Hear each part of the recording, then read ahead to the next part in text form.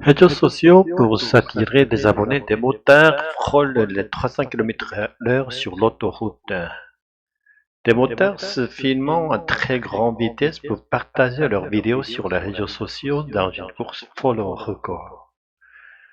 Deux d'entre eux qui avaient affiché 278 et 293 km/h au compteur ont été interpellés et condamnés à 6 mois de prison avec sursis.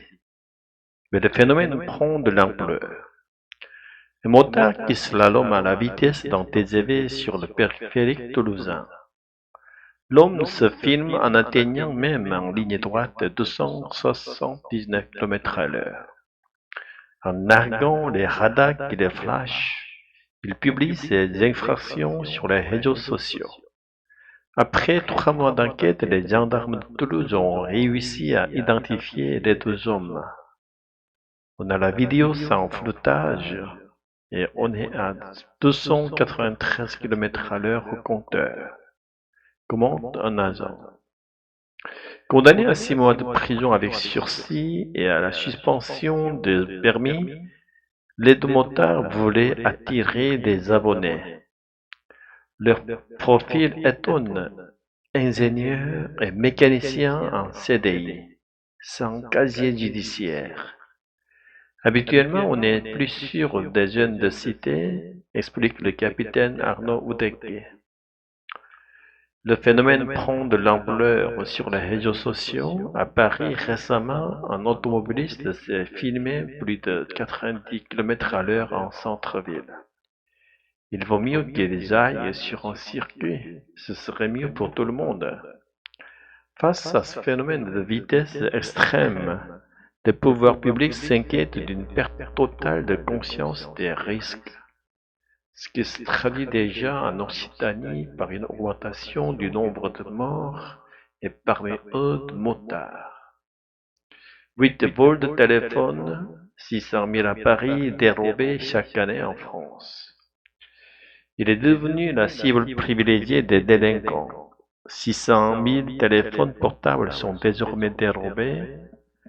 La cible privilégiée des délinquants, chaque année en France, avec peu de chances de les retrouver pour les propriétaires. Aujourd'hui, pour Hugo Niver, descendre les Champs-Élysées a forcément un goût amer. On était en train de célébrer avec tous les supporters, raconte le jeune homme. En mai dernier, il s'est fait voler son téléphone alors qu'il fêtait la victoire du PSG. Ce soir-là, il filme la foule en liesse, sans remarquer le voleur juste à côté de lui. À une fraction de seconde, il vole d'une main pour prendre mon téléphone, se rappelle-t-il. La plainte qu'il a déposée n'a rien donné et son assurance a refusé de lui rembourser la valeur du smartphone, 1200 euros. Chaque année en France, 600 000 téléphones portables sont volés dans des boutiques de téléphonie ou sur la voie publique.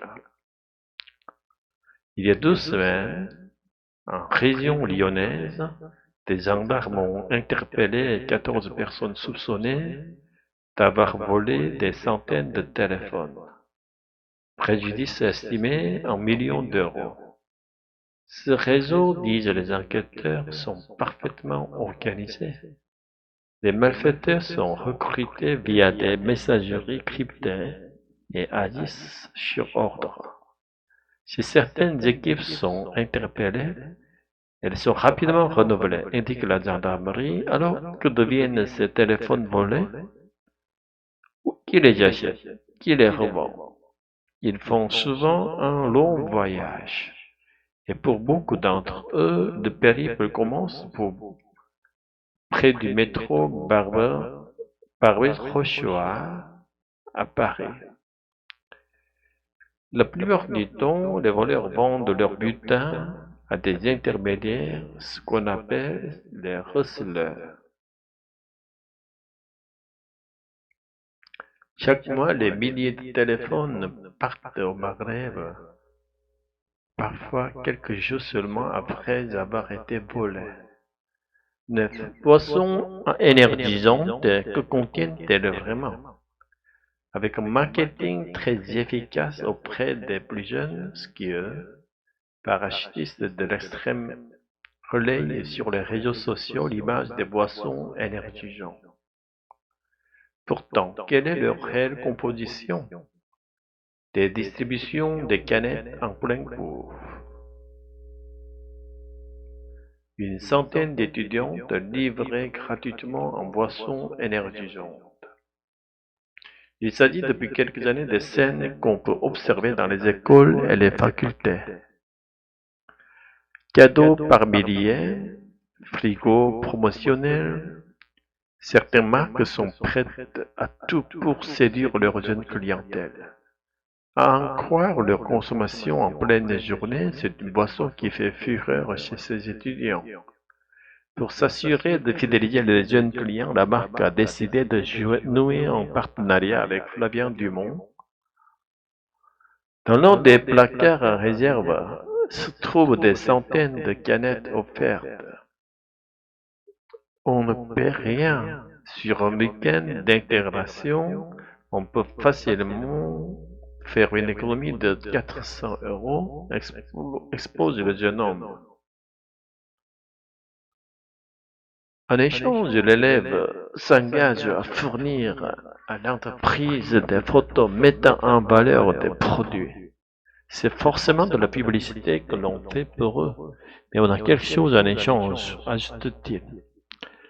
Cet exemple est loin d'être un cas isolé. En quelques jours, les équipes de France Télévisions ont repéré plus d'une trentaine d'associations étudiantes ayant noué le même partenariat. Certains étudiants, à condition d'être anonymes, ont accepté d'en dévoiler les coulisses. On peut facilement commander 600 canettes tous les 2 mois. C'est vraiment une boisson qui part comme des petits pains, indique une source. Aucun contrat signé, pas d'échange d'argent et pourtant des consignes très précises à respecter sous peine d'être banni. Et le partenaire majeur Red Bull, entreprise autrichienne, a refusé nos demandes d'interview.